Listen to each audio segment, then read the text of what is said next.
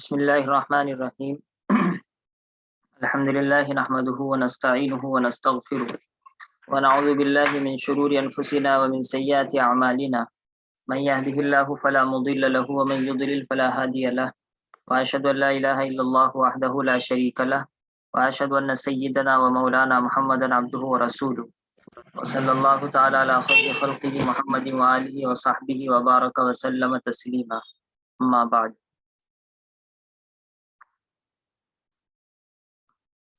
یہ حدیث شریف چل رہی ہے اللہ اشد فرحا بتوبۃ عبدہ حین یتوب الیہ من احدکم کان علی راحلتہ فی ارض فلات فانفلتت منہ وعلیہا طعامہ وشرابہ فایس منہا. یہاں تک تو ہم نے کل سبق حل کر لیا تھا، آگے ہم کو حل کرنا ہے. فاتا شجرۃ، پھر وہ آیا درخت کے پاس. یہاں پر ایک تو بات یہ سمجھیے کہ ہم نے ترجمہ کیا درخت کے پاس آیا، تو پاس کا ترجمہ کہاں سے کیا؟ تو اس کا جواب وہی جو بار بار آتا ہے کہ عطا کے ساتھ جب مفعول بھی استعمال ہوگا تو وہ بغیر حرف جر کے استعمال ہوگا عربی میں، لیکن ہماری اردو میں درخت تک آیا، درخت کے پاس آیا، کچھ نہ کچھ لفظ آئے گا، تو اس وجہ سے ہم وہ لفظ استعمال کر رہے ہیں. دوسری بات یہ سمجھنی ہے کہ شجرتن کو بعض نحویین مفعول بھی بناتے ہیں کہ وہ درخت کے پاس آیا، کہ اس کا آنا درخت پر پڑ گیا تو درخت مفعول بھی بنا.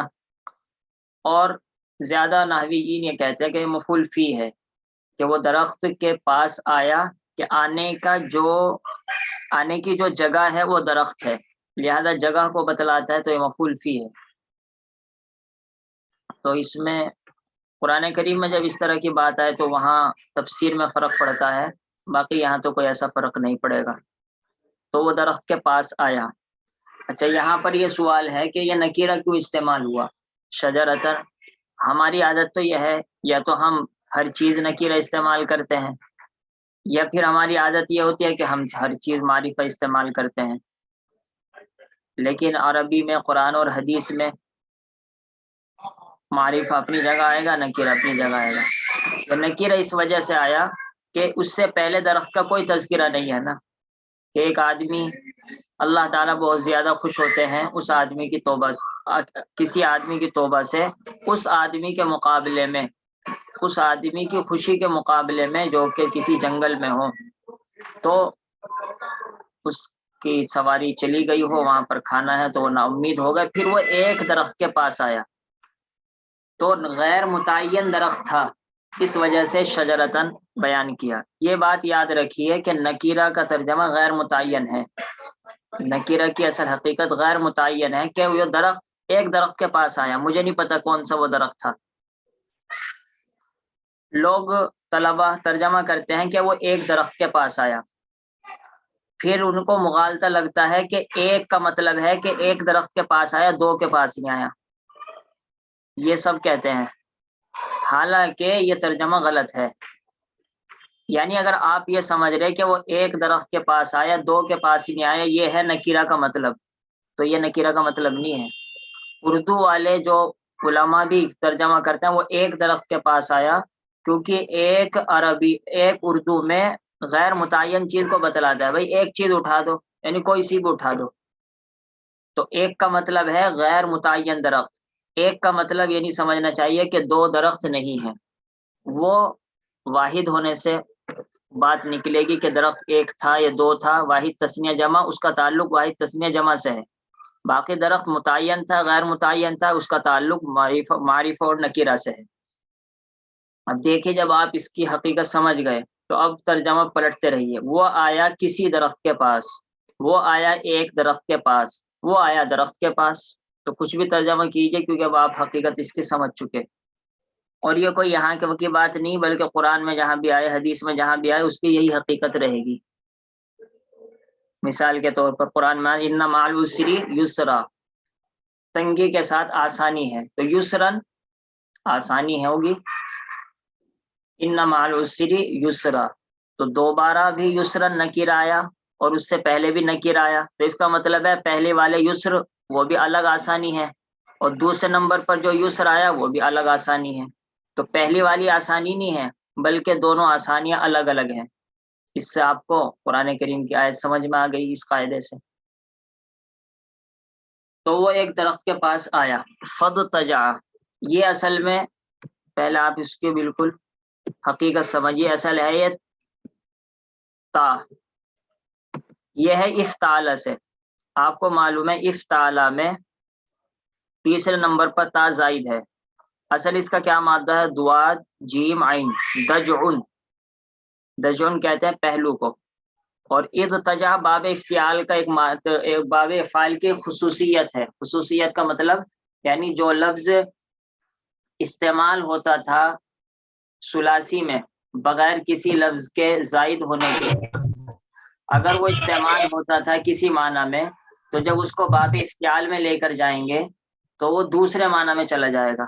تو دوسرے معنی کا پیدا ہو جانا یہی خصوصیت، خاصیت کہلاتی ہے. خاصیت یا ابواب ایک مستقل فن ہے. تو یہاں پر دجعن کے معنی پہلو، اضطجع اس نے پہلو کو استعمال کیا، کسی چیز کو عمل میں لانا، یہ بھی باب افتعال کی خاصیت ہے. فاضطجع تو وہ پہلو کے بل لیٹ گیا، وہ لیٹ گیا، پہلو کے بل لیٹ گیا، یہ اس کا ترجمہ ہوگا. یہ تو بات ہوئی کہ یہ باب افتعال سے ہے اور اس کا ترجمہ یہ ہوا ہے. دوسری بات یہ سمجھنی ہے کہ یہاں پر فاضطجع تا نہیں ہے، عرب کو حدیث میں تو طوا آیا ہے، حالانکہ جب باب افتعال سے ہے تو یہاں تا آنا چاہیے تھا، طا نہ آنا چاہیے تھا. تو اس کا جواب یہ ہے کہ قاعدہ ہے کہ جب باب افتعال میں شروع میں سواد آئے یا دواد آئے یا طوا آئے یا زوا آئے تو باب افتعال کی جو تا ہوتی ہے وہ طوا بن جاتی ہے. یہ قاعدہ آپ کو کوئی بہت زیادہ یاد کرنے کی ضرورت نہیں ہے، ویسے ہی بس آپ کو بتلا دیا. اگر آپ کو دیکھنا ہو تو علم الصیغہ میں دیکھ لیجئے. علم الصیغہ اردو کی بھی ہے، فارسی کی بھی ہے اور عربی کی بھی ہے.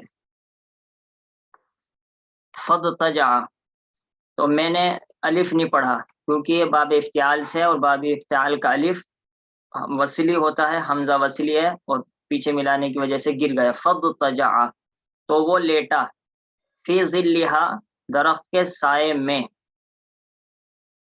اس میں تو کچھ بتلانے کی ضرورت نہیں ہے. وقد ایسا اور وہ مایوس ہو چکا تھا. اب یہاں پر ایک سوال یہ ہے کہ ایسا تو ٹھیک ہے ماضی ہے، لیکن یہ قد کیوں استعمال ہوا؟ کیوں استعمال ہوا بتلائے کوئی؟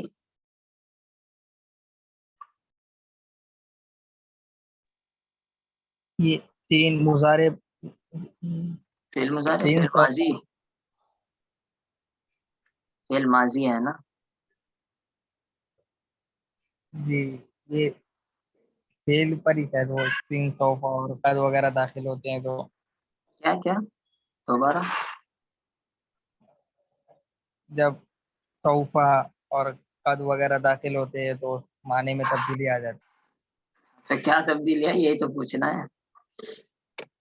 تو یہاں پہ ہو جیسے مایوس ہوا لیکن قد آ گیا تو ہو چکا، اس کا ترجمہ کریں گے. اچھا ٹھیک ہے. قد دو کام کے لیے آتا ہے. نمبر ایک تو ماضی قریب کے لیے، آپ نے پڑھا ہوگا ماضی قریب، ماضی مطلق کی گردان تو آپ نے پڑھی فعل فعلا فعلو، اور ماضی قریب کی پڑھی قد فعل قد فعل قد فعل، یعنی قریب ہی میں ایسا کام ہوا. تو وہ لیٹ گیا اس کے درخت کے سائے میں اور قریب ہی وہ مایوس ہو چکا اپنی سواری سے. تو یہ جچ نہیں رہا مجھ کو تو یہ قد یہاں پر قریب کے لیے کہنا جچ نہیں رہا ہے. ایک قد آتا ہے جو آپ نے پڑھا نہیں، وہ آتا ہے تحقیق کے لیے. ماضی پر جب قد آتا ہے اس بات ماضی کو پکے کرنے کے لیے بھی آتا ہے. قد عیسیٰ وہ مایوس ہو چکا، تو میں نے جو چکا ترجمہ کیا وہ پکی بات کرنے کے لیے، تو مایوس ہو گیا، اے مایوس ہو چکا یعنی پکی بات ہے وہ مایوس ہو چکا. تو قد یہاں پر تحقیق کے لیے مجھے لگ رہا ہے. باقی قد تحقیق کے لیے استعمال ہوتا ہے، یہ تو بہت مشہور بات ہے، تفسیروں میں بہت ساری جگہ آتی ہے، لیکن اس جگہ قد تحقیق کے لیے زیادہ بہتر ہے. اللہ تعالی اعلم بالصواب. اور وہ مایوس ہو چکا من راحلتی اپنی سواری سے، اپنی سواری سے مایوس ہو گیا. چلیے آپ کو اور زیادہ باتیں بتلائیں. اچھا یہ بتلائے اپنے سواری سے مایوس ہوا وہ یا اپنی سواری کے ملنے سے مایوس ہوا؟ سواری کے ملنے سے. سواری کے ملنے سے مایوس ہوا، یعنی اگر آپ بال کی کھال نکالیں گے تو یہ کہیں گے سواری کے ملنے سے مایوس ہوا، سواری سے تھوڑی مایوس ہوا ہو. سواری کی تو امید ہے اس کو مل جائے، سواری کی تو اس کو پوری اتنی امید ہے کہ جتنی امید کسی کو اور کسی چیز کی ہے بھی نہیں. کسی طریقے سے مجھے سواری مل جائے، تو سواری کے ملنے سے. تو اب آپ کہیں مثال کے طور پر یہاں پر وجدان مضاف محذوف ہے، قد ایس من وجدان راحلتہ، وہ مایوس ہو چکا ہے اپنی سواری کے ملنے سے. فبینما ہوا کذالک، یہ بینا تو وہی ہے درمیان کو بتلاتا ہے اور ما موصولہ ہے. یہ بینما مستقل ایک لفظ مان لیا جاتا ہے. یہ آتا ہے جب ہم اردو میں بولتے اس دوران کوئی بات چل رہی تھی، اسی کے دوران ایک اور بات پیش آ گئی کہ اس ایک حالت تو یہ چل رہی ہے کہ بیچارہ لیٹا ہوا ہے مایوس ہونے کی حالت میں، اور ابھی ایک دوسری حالت شروع ہو گئی کہ سواری سر پر آ کر کھڑی ہو گئی. تو ایک رخ سے دوسرے رخ پر جانے کے لیے عربی میں بولتے فبینما، اسی دوران کہ وہ یہ کر رہا تھا کہ دیکھا کیا کہ سواری کھڑی ہوئی ہے. تو بینما اس طریقے سے استعمال ہوتا ہے، ترکیب میں یہ مفعول فی بنتا ہے. اس دوران، اسی درمیان بات یہ تھی، وہ ایسا تھا، ہوا یہ آدمی کذا علی کا ایسے تھا. کیسے تھا؟ کاف تو مشابہ کے لیے، ذالی کا اشارہ، کذا علی کا ایسے تھا. تو ذالی کا اشارہ ہے، اس کے اشارہ ہو رہا ہے کس کی طرف؟ اردو میں تو بہت آسان ہے، وہ ایسے تھا یعنی درخت کے نیچے لیٹا ہوا تھا اور سواری کے ملنے سے مایوس ہو چکا تھا. اب اگر آپ اس کی عربی بنانا چاہیں تو مشکل ہو جائے گی، وَهُوَ كَذَلِكَ. اب اگر آپ عربی کی کتاب دیکھیں گے نا، یہاں پر اس طرح لکھیں گے وَهُوَ كَذَلِكَ أي مُضْطَجِعٌ فِي ظِلِّهَا وَآيِسٌ مِّن رَاحِلَتِهِ. کچھ اور بھی لکھ سکتے ہیں، عربی اس طرح بھی ہوگی، اس طرح بھی ہوگی. اچانک وہ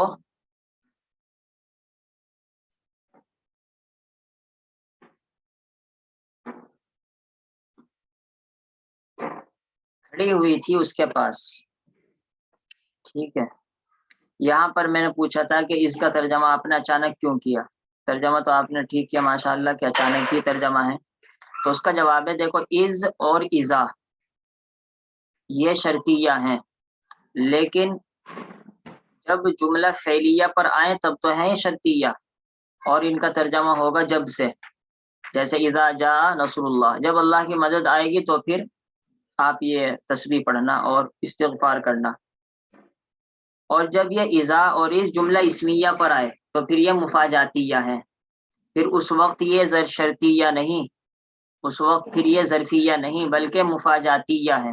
مفاجاتیہ کا مطلب ہے جو کسی چیز کے اچانک ہونے کو بتلائے. تو پہچان اس کی کیا ہے کہ یہ جملہ اسمیہ پر داخل ہوتے ہیں، از بھی اور اذا بھی. بس فرق یہ ہے از ماضی کے لیے ہے اور اذا مضارع کے لیے ہے. تو اچانک، اب دیکھیے اچانک کا مطلب یہ نہیں کہ اب آپ اچانک ہی کا ترجمہ کریں گے. وہ اچانک بھی کہے گا میری مصیبت آ گئی کہ میں پتہ لگ گیا کہ میں اس مفاجاتیہ ہوں. اچانک وہ سواری کھڑی ہوئی تھی، دیکھا کیا، یہ ترجمہ بھی ہوگا. یکدم یہ ترجمہ بھی ہوگا. تو ترجمہ آپ پلٹ سکتے ہیں.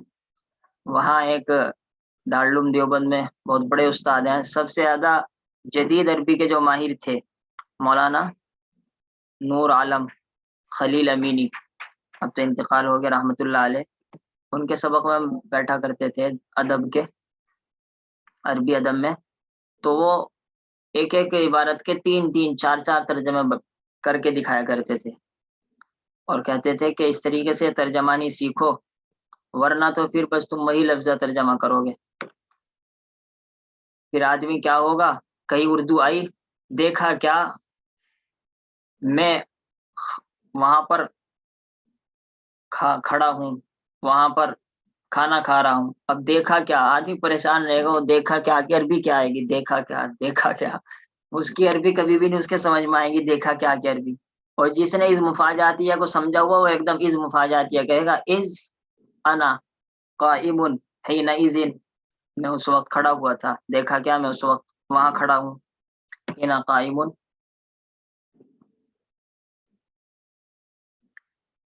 تو اس وجہ سے کہتا ہوں کہ اردو میں کئی کئی ترجمے سمجھنے چاہیے۔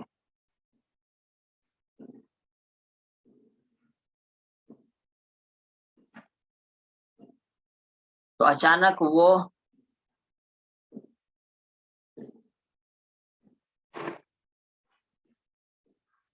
کھڑی ہوئی تھی اس کے پاس۔ اب یہاں پر ایک اشکال ہے، اب اس کا جواب مجھے بھی پتہ نہیں، اس وجہ سے میں سوچ رہا وہ بتاؤں آپ کو نہ بتاؤں۔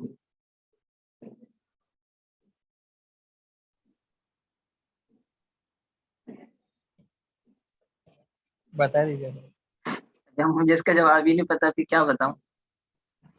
سب مل کے ڈھونڈیں گے۔ اچھا، اشکال یہ ہو رہا مجھ کو، اچانک وہ کون؟ آدمی، وہ ضمیر مذکر کی آئی نا، جی اچانک وہ آدمی کھڑا ہوا تھا، وہ آدمی تو نہیں کھڑا ہوا بلکہ سواری کھڑی ہوئی ہے نا، جی اور قائمت المؤنث بھی آیا، اس سے بھی معلوم ہوتا ہے کہ وہ سواری ہی کی طرف لوٹ رہا ہے اس کا تعلق۔ تو یہاں پر ہوا نہیں بلکہ ہی آنا چاہیے تھا، اذ ہی بہ قائمۃ عندہ۔ جی تو یہ صحیح عبارت یہ لگتی ہے، اذ ہی قائمۃ عندہ، دیکھا کیا کہ وہ سواری اس کے پاس کھڑی ہے۔ اب میں دیکھ رہا ہوں حدیث شریف میں کہ کہیں ہی اگر مل جائے تو ہم کہہ دیں گے کہ وہ والی روایت صحیح ہے، اس میں تھوڑا راوی کو چوک ہو گئی، لیکن کہیں ملے تو ہی تب ہم کہہ سکتے ہیں یہ بات۔ چلیے یہ ذہن میں رکھیں، ہو سکتا ہے اگر مجھے اللہ تعالیٰ کی توفیق سے جواب مل گئے تو پھر ہم کل ذکر کریں گے، ورنہ یہ اشکال ابھی تک ذہن میں رکھیں۔ وہ سواری، اچھا یہاں پر بھی یہ مسئلہ ہے، بیہا کا کیا مطلب؟ درخت کے پاس ہو۔ ہاں یہاں تو یہ صحیح ہو جائے گا کہ وہ درخت کے پاس کھڑی ہوئی تھی، ہے نا، درخت کے پاس اندہ، تو مسئلہ تھوڑا اٹک ہی رہا ہے۔ بیہا میں ویسے بہت سارے ترجمے ہو سکتے ہیں، ترجمہ تو ہم تو نکال ہی لیں گے حل اس کا، لیکن ایک حل ایسا ہوتا ہے جس سے تسلی ہو جاتی ہے، ایک حل ہوتا ہے کہ بس صرف زبانی ہوتا ہے، تو زبانی تو کتنے بھی بیان کر لو، اصل تو تسلی والا حل ہونا چاہیے۔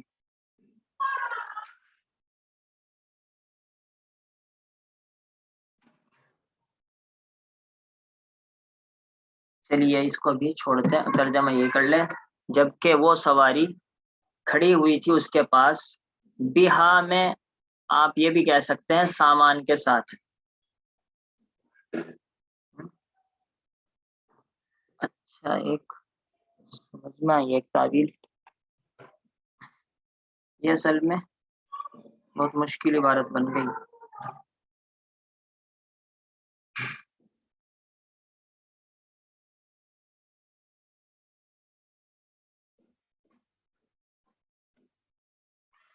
چلیے اس کو ابھی چھوڑیے، جلدی میں کبھی اور الٹا سیدھا ہو جائے۔ فاخذ بخطامها، تو اس نے پکڑ لیا، بخطامها اس سواری کو، سواری کی نکیل کو۔ تو با آیا، اس کا مطلب آپ سمجھ جائیں کہ اخذ بھی استعمال ہوگا۔ اخذ بھی کا کیا مطلب کہ جب بھی آپ اخذ استعمال کریں گے تو با استعمال کریں۔ اخذت بالروبیہ، میں نے پیسے پکڑ لیے، اخذت بالکتاب، میں نے کتاب پکڑی، تو با ہمیشہ استعمال کریں گے آپ۔ ثم قال، پھر کہنے لگا، من شدت الفرح، بہت زیادہ خوش ہونے کی وجہ سے، یہ من سببیہ ہے، اسی وجہ سے ترجمہ سبب وجہ ہو رہا ہے۔ اللہم انت عبدی، اے اللہ آپ میرے بندے ہیں، کہنا تو یہ چاہ رہا وہ اللہم انت ربک، آپ میرے رب ہیں، کہ مجھے جنگل میں بھی اللہ آپ نے میری سواری لوٹا دی تو آپ ہی مجھے پالنے والے ہیں، وَأَنَا عَبْدُكَ، اور میں آپ کا بندہ ہوں، لیکن زبان لڑکھڑا گئی خوشی کی وجہ سے تو کہہ دی اللہم انت عبدی وَأَنَا رَبُّكَ، اے اللہ آپ میرے بندے ہیں اور میں آپ کا رب ہوں، نعوذ باللہ من ذالک۔ تو اس کو تو گناہ نہیں ملے گا، لیکن ہم یہ نہیں کہہ سکتے اخطأ من شدت الفرح، اخطأ اس نے غلطی کی، بہت زیادہ خوشی کی وجہ سے، یعنی جو یہ غلطی ہوئی وہ بہت زیادہ خوش ہونے کی وجہ سے ہوئی، اسی وجہ سے اللہ تعالیٰ نے معاف بھی کر دیا، کیونکہ یہ غلطی اس کی غیر اختیاری تھی۔ حدیث شریف پوری ہو گئی ہے، انشاءاللہ اگلی حدیث میں آپ کو بھیج دوں گا، اس کو حل کر لینا۔ اور یہ اگر اسی ویڈیو میں مسئلہ حل ہو جائے تو اچھا ہے۔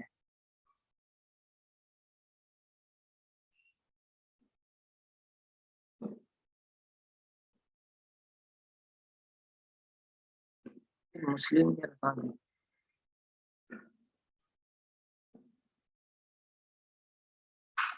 از ہوا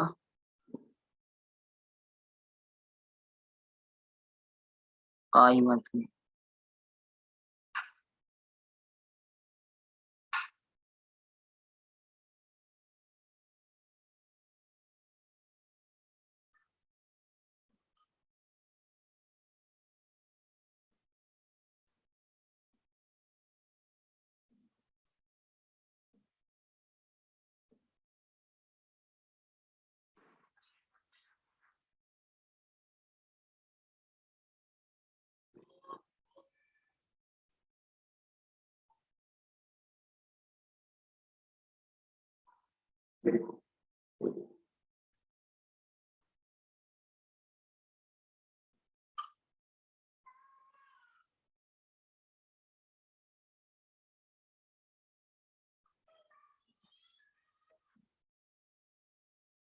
اذا ہوا بها قائمۃ، ہاں ٹھیک ہے، مسئلہ حل ہو گیا، جو میں سوچ رہا تھا اس کو اللہ کا شکر ہے لکھا ہوا مل گیا۔ تو یہ اس کے ہم اب تعویل کیا کریں گے؟ از ہوا، یہ آدمی بہا اس سواری کے پاس تھا، اچانک یہ آدمی اس سواری کے پاس تھا، ٹھیک ہے، یہ ترجمہ ہو گیا، جملہ مکمل ہو گیا۔ قائمتن آپ اس کو پڑھیں گے کہ درا ہاں لے کے یہ سواری اس آدمی کے پاس کھڑی تھی، تو اب آپ سمجھے ہوا ہے مبتدا، اور ہوا کائنن، ہوا ثابتن کہہ لیجئے، چاہے ہوا ثابتن بہا، وہ اس سواری کے پاس تھا، دیکھا کیا؟ وہ اس سواری کے پاس تھا، اچانک وہ سواری کے پاس تھا۔ اب اس سواری کی حالت تھی قائمتن عندہ، کہ وہ سواری کھڑی ہوئی تھی عندہ، اس کے پاس، تو اب سارے اشکال ختم ہو گئے، ہوا ضمیر سے مراد آدمی ہو گیا تو مؤنث لانے کی ضرورت نہیں، اور قائمتن خبر نہیں ہے، ورنہ تو اگر خبر ہوگی تو ہوا کی خبر مذکر آنی چاہیے تھی، ہوا قائمن، بلکہ یہ قائمتن حال ہے ہا سے، اور ہا کیونکہ مؤنث ہے اور ذوالحال حال میں مطابقت ہونی چاہیے، لہذا ہا ذوالحال بھی مؤنث، قائمتن حال بھی مؤنث، اس وجہ سے سارے اشکال ختم ہو گئے۔ اب یہ مسلم شریف میں مل گیا مجھ کو، اور اس پر یہی اعراب بھی ہے، ٹھیک ہے۔ سبحان اللہ وبحمدہ، سبحانک اللہم وبحمدک، نشہد ان لا الہ الا انت، نستغفرک ونتوب الیک۔ سبحان ربک رب العزۃ عما یصفون وسلام علی المرسلین والحمد للہ رب العالمین، وصلی اللہ تعالی علی خیر خلقہ محمد وآلہ وصحبہ اجمعین۔ السلام علیکم۔